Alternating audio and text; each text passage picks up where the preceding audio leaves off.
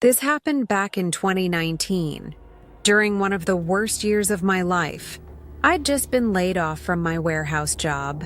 Rent was overdue, and I was desperate. Like checking under the couch cushions desperate. The kind of broke where you start rationing cereal and tap water feels like a luxury. Most nights I couldn't sleep, so I'd scroll through job listings until sunrise. Craigslist, Indeed, local Facebook groups, you name it. I'd apply for anything that didn't sound like an outright scam. Then, one night, around 3 a.m., an email popped into my inbox, subject, Night Attendant Position, Immediate Start. The sender's name was Evergreen Employment Solutions. I had never applied there, but the email said, "We reviewed your profile through a third-party hiring database. You've been selected for a night shift custodial role at our client's property. 40 kreider paid weekly. No prior experience required. Must begin immediately. Do not reply to this email. Text this number if interested." Now I know how that sounds. Scam City, right? But at 3 a.m., when you're broke and desperate, reason starts to melt. $40 an hour was insane. I texted the number. Within minutes, I got a reply. Report to 1180 Willow Road, Building 3, before midnight tomorrow. Bring ID, you'll be met at the service entrance. Keep your phone on you. I Googled the address. Nothing came up. Just a blank section of industrial land on the outskirts of town. I figured maybe it was some new warehouse. Still, something about it felt off. But I needed the money. The next night, I borrowed my cousin's car and drove out there. The road was pitch black. No streetlights, no signs, just my high beam slicing through fog. When I finally spotted the building, my first thought was that it didn't look finished. It was a massive concrete structure, maybe 6 or 7 stories high, but half the windows were boarded up. There was no company sign, just a metal door with a keypad and a flickering light above it. I texted the number. Here. A few seconds later, the door buzzed open. Inside was a long, sterile hallway with fluorescent lights and tile floors. The smell hit me first, that industrial cleaning fluid smell, mixed with something faintly metallic. There was no receptionist, no office, no people at all. Just a rolling cart with cleaning supplies and a walkie-talkie sitting on top. The walkie crackled. "You're the new hire, right?" A male voice said. Yeah. Good. Don't go above the 4th floor. Just handle the hallways, the restrooms, and the stairwells. You'll hear us if we need you. Us. That word made me pause. The place felt empty. I tried to ask where the others were, but the walkie went dead, so I started cleaning. For the first couple of hours, everything seemed normal, if not unnervingly quiet. The building had no decorations, no office furniture, just bare rooms and long corridors echoing my footsteps. Around 2 a.m., I reached the 3rd floor. That's when I noticed something strange. All the doors on that floor were padlocked from the outside.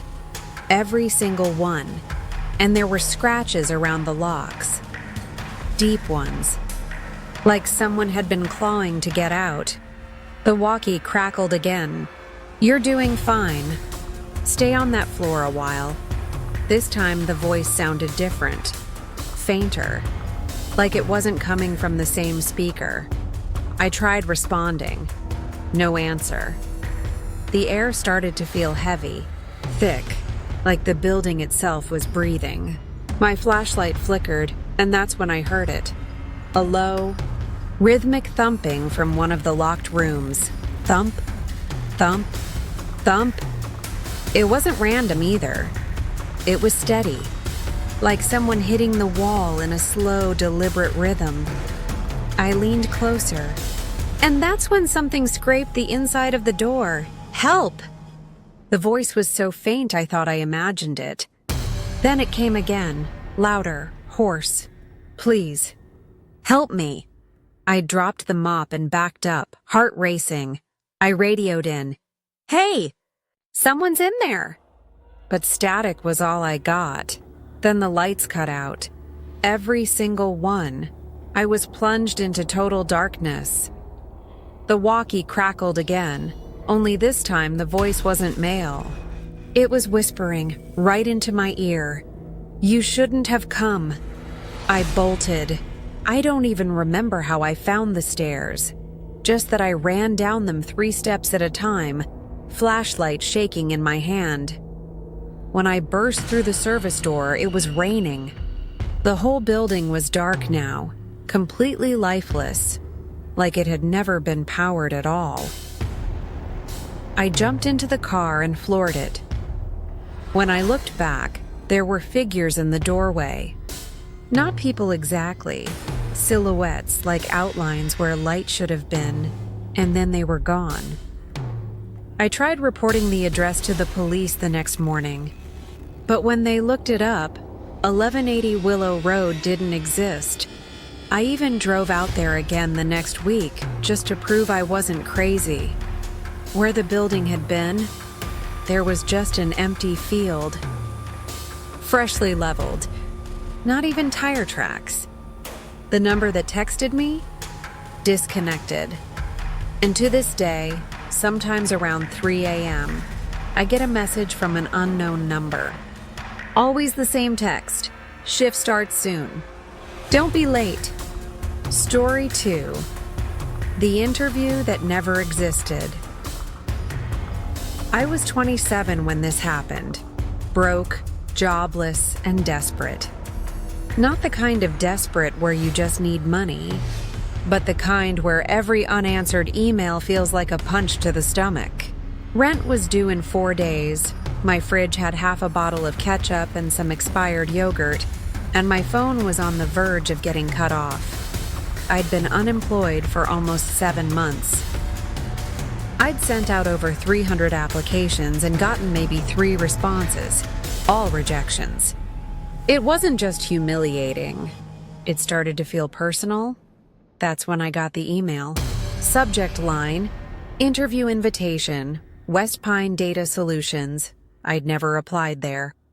But the job title, Data Entry Clerk, 26HR, full-time remote, sounded like a dream. I figured I must have sent something through Indeed or LinkedIn and just forgotten. The email looked real. Company logo, HR signature, all of it. They said the interview would be the next morning. In-person meeting, 11:30 a.m. sharp. Address attached. It was weird that it wasn't a phone interview. Every company I'd spoken to since the pandemic had gone remote, but I didn't care. I needed anything.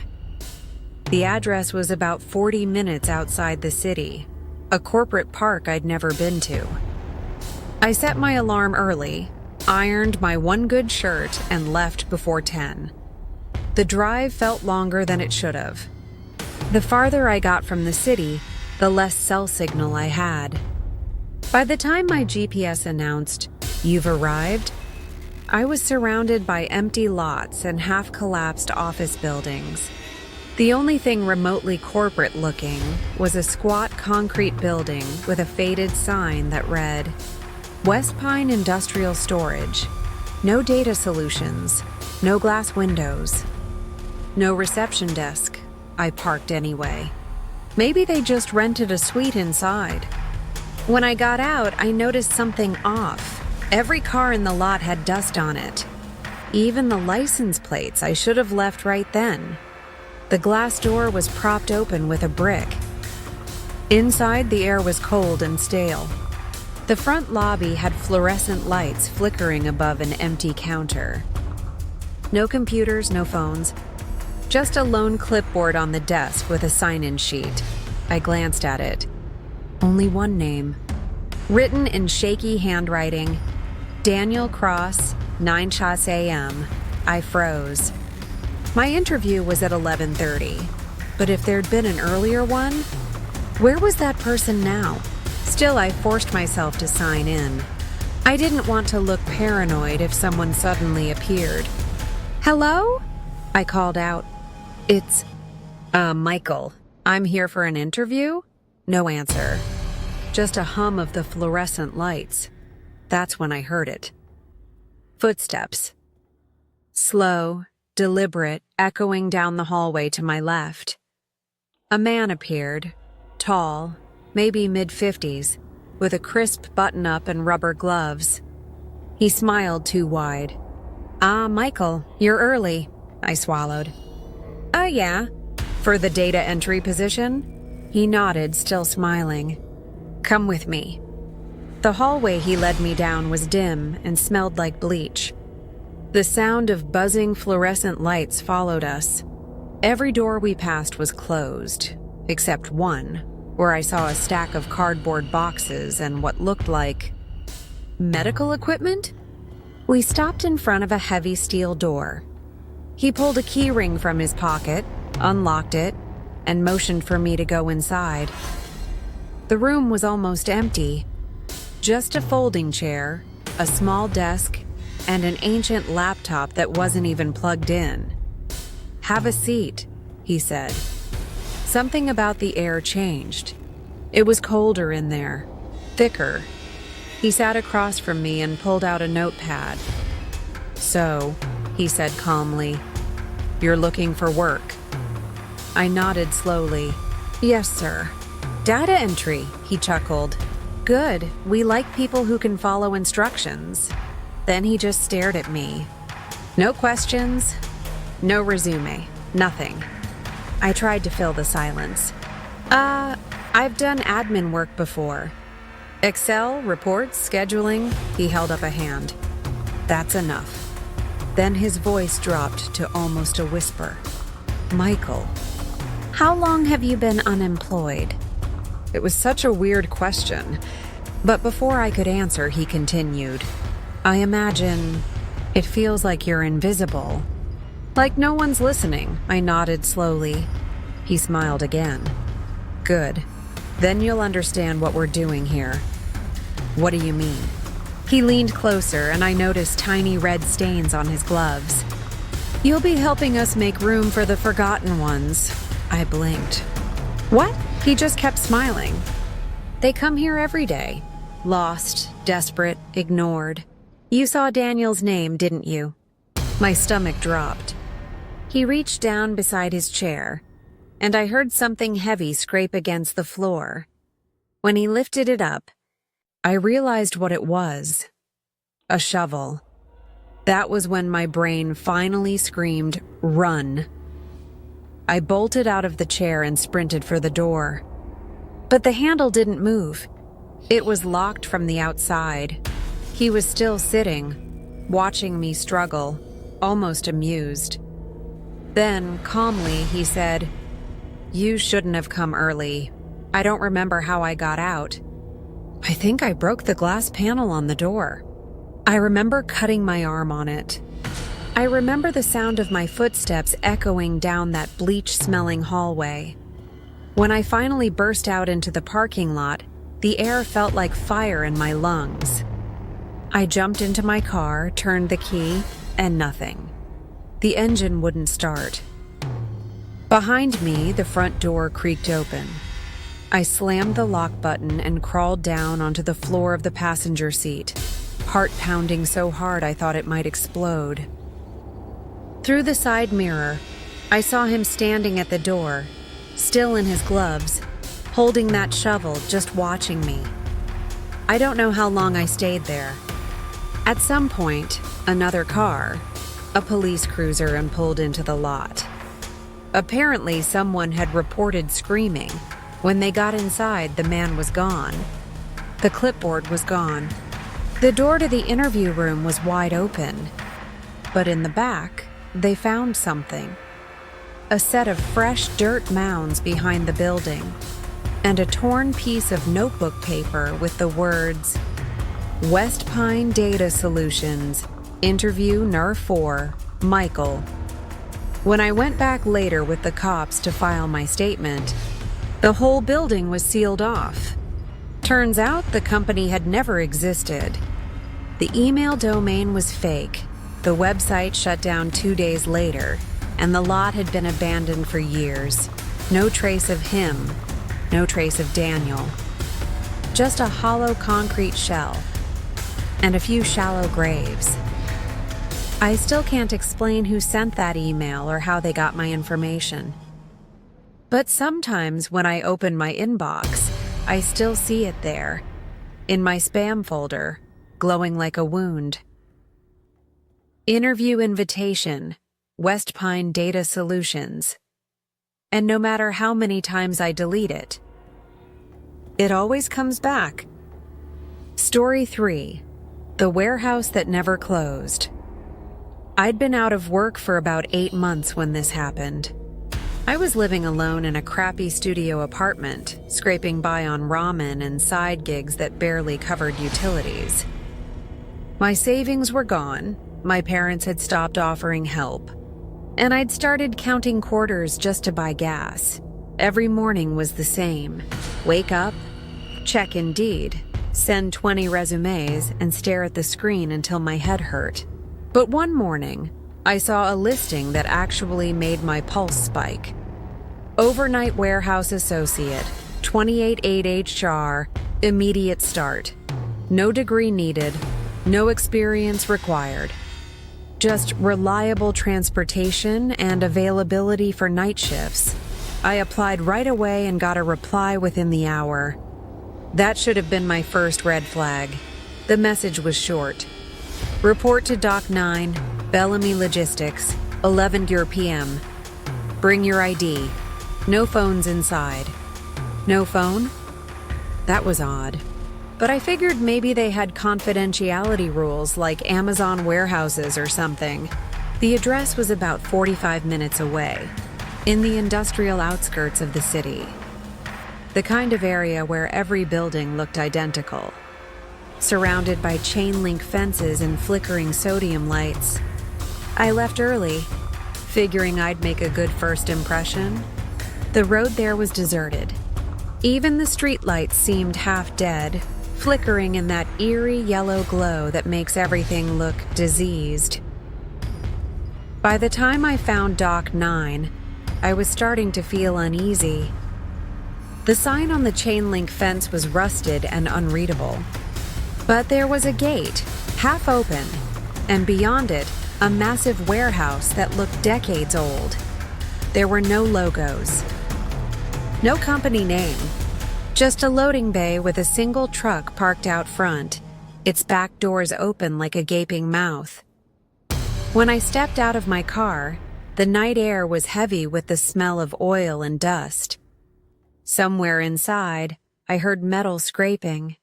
Then I saw him. A man in a dark blue coverall standing under a flickering overhead light. He was tall, built like a linebacker, but something about his posture seemed off. Like his shoulders didn't move right when he turned to look at me. "You the new guy?" he asked. I nodded. He motioned me forward without another word and handed me a clipboard. "Sign your name. Last one for the night." There were a few other names already listed, but the handwriting on each one looked identical. Same slanted script, same pressure, same shaky loops. He noticed me staring and said, "They all quit." Then he smiled, showing teeth that were just a little too small. He led me inside. The warehouse was enormous. Rows and rows of unmarked crates stacked 20 feet high, all lit by pale industrial lamps that buzzed faintly overhead. There were no forklifts, no other workers. Just us. Job simple, he said. "You move the boxes from that section." He pointed toward the far end of the building, swallowed in shadow. "To this dock. Don't open anything. Don't drop anything. Don't ask questions." I nodded, pretending I didn't hear that last part. He left me alone after that. his footsteps echoing until they disappeared entirely. For the first hour, nothing happened. I found a dolly, started stacking boxes one at a time, trying to stay focused. The labels were all coded with random numbers. No barcodes, no company names. But the weirdest part? Every box was the same exact weight. I mean exact, 30 pounds, maybe 31. That kind of uniformity didn't make sense. Around midnight, I started hearing noises.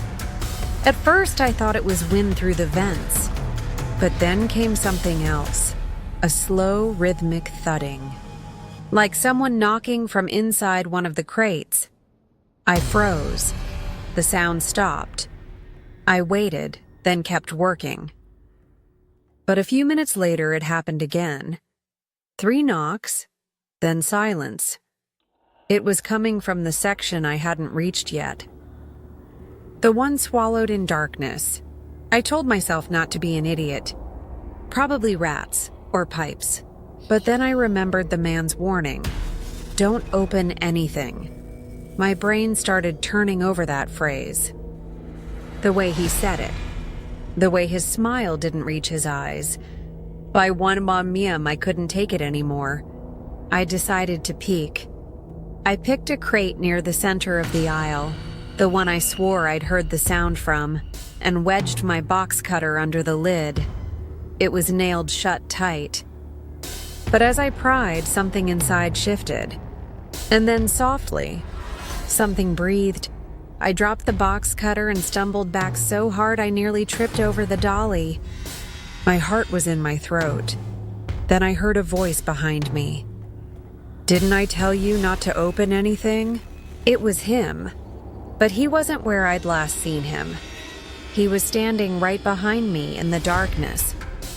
I thought I heard something, I stammered. He stepped forward.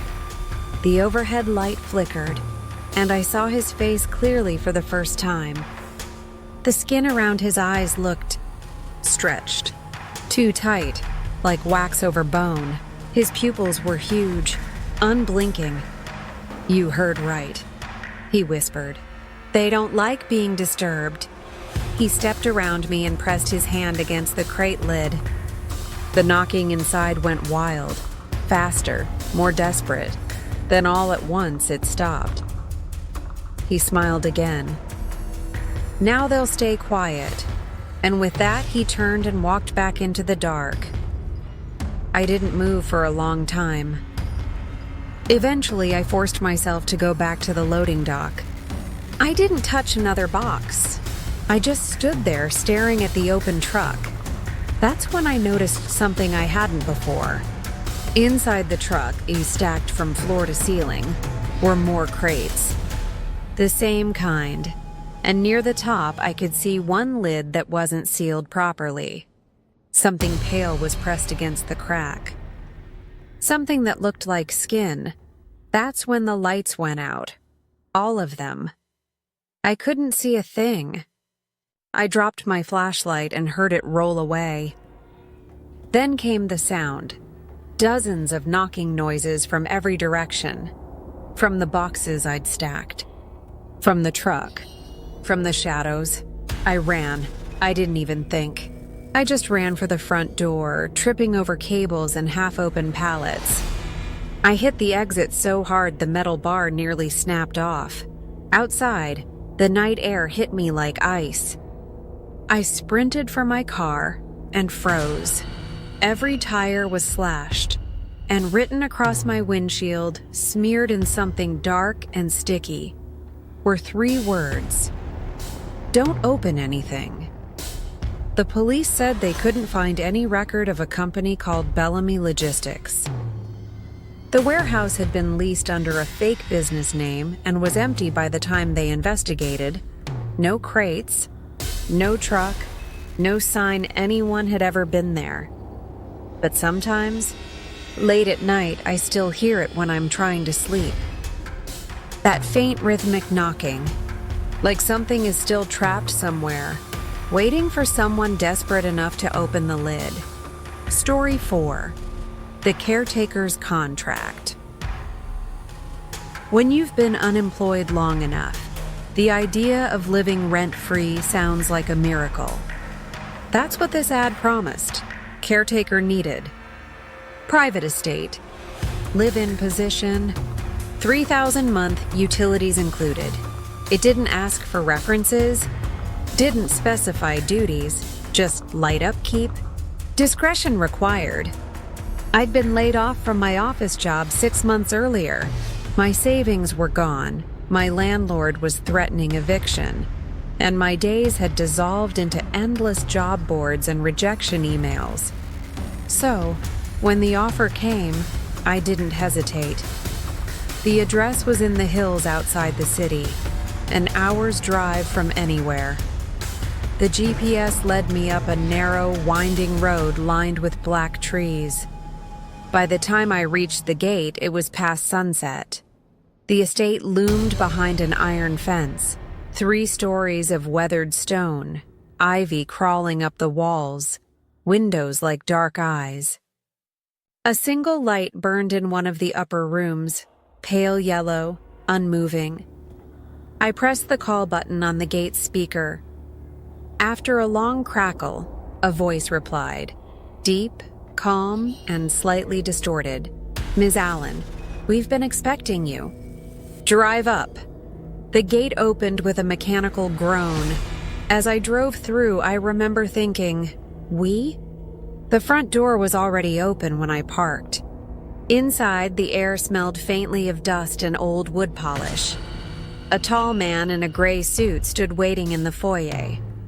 His posture was perfect, too perfect, like he'd been trained to stand still for hours. Welcome, he said. I'm Mr. Bell. I handle the estate on behalf of the owner. The owner? I asked. He smiled slightly. He prefers to remain private. He handed me a single sheet of paper. My contract. 1 paragraph long. I skimmed it. Simple enough. Keep the house clean, lock the doors at midnight, do not enter the basement, do not answer the phone after 2 a.m. I frowned. The phone? He ignored the question. You'll be staying in the West Wing. Your meals will be provided. The owner appreciates quiet. Then, without another word, he turned and walked out the front door.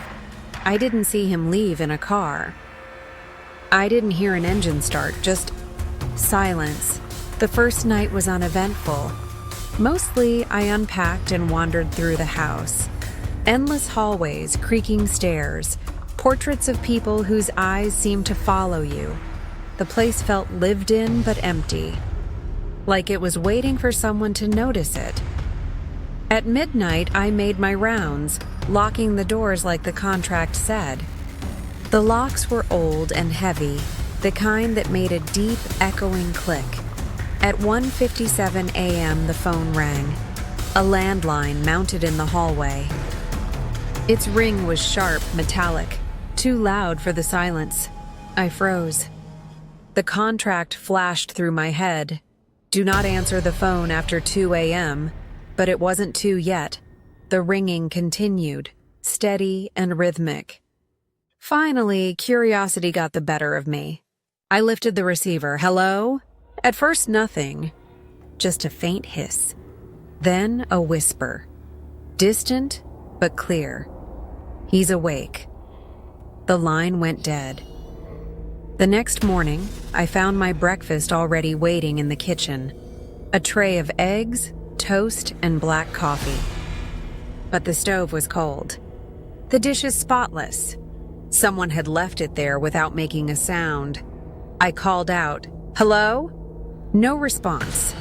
That became the routine. Silent meals, locked doors, and that constant feeling of being watched. At night, I heard footsteps upstairs, even though the only room with a light was mine. Once I thought I saw movement in one of the upstairs windows, a pale figure standing just behind the curtain. But when I looked again, it was gone. By the 4th night, I'd stopped sleeping. That evening, a storm rolled in. The wind howled through the shutters, rain hammering against the glass.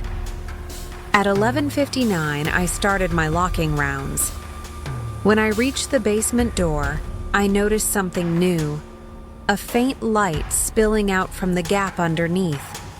I crouched down. Someone was moving on the other side.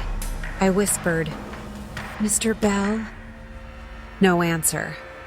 Just slow, dragging footsteps moving deeper inside. Against every sane instinct, I turned the handle. It was unlocked. The smell hit first, damp earth and something else, like rust and mold. The staircase descended into pitch blackness, but there was light deeper down, flickering, yellow like candlelight. I crept down, my phone flashlight trembling in my hand. At the bottom was a massive underground room, stone walls lined with shelves. But not books, not tools, jars.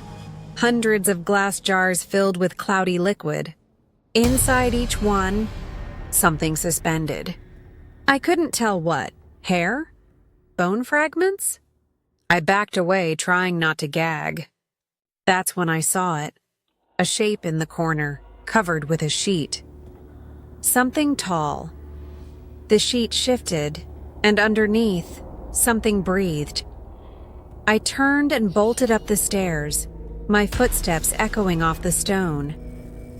Halfway up, the basement light went out. Then, from the dark below, came the sound of the rotary phone ringing, not the one upstairs. Another one. Down there in the basement, I slammed the door shut and locked it, hands shaking. The phone in the hallway started ringing too. Once, twice, 3 times. I stared at the clock. 2 a.m. exactly. The ringing wouldn't stop. It just kept getting louder, deeper, like the sound was coming from inside the walls. I finally yanked the cord from the wall.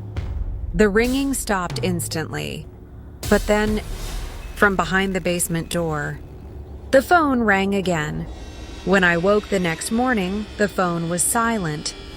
The contract was gone, and on the kitchen table was a single note, written in Mr. Bell's perfect handwriting. "You answered. The house is yours now." I packed what I could and ran. When I reached the main gate, I found it locked tight, chains I hadn't seen before wrapped around the bars. I tried climbing, screaming for help. But the road was empty, and from the mansion behind me I could hear it again. The phone, ringing, over and over. No matter how far I ran, it followed. I live in a tiny apartment now. I don't open unknown mail. I don't answer landlines. And I definitely don't talk about that house. But sometimes, in the middle of the night, my cell phone lights up. Unknown caller. And when I let it ring, when I finally check my voicemail later, there's always one message waiting. A whisper, faint but unmistakable. He's awake.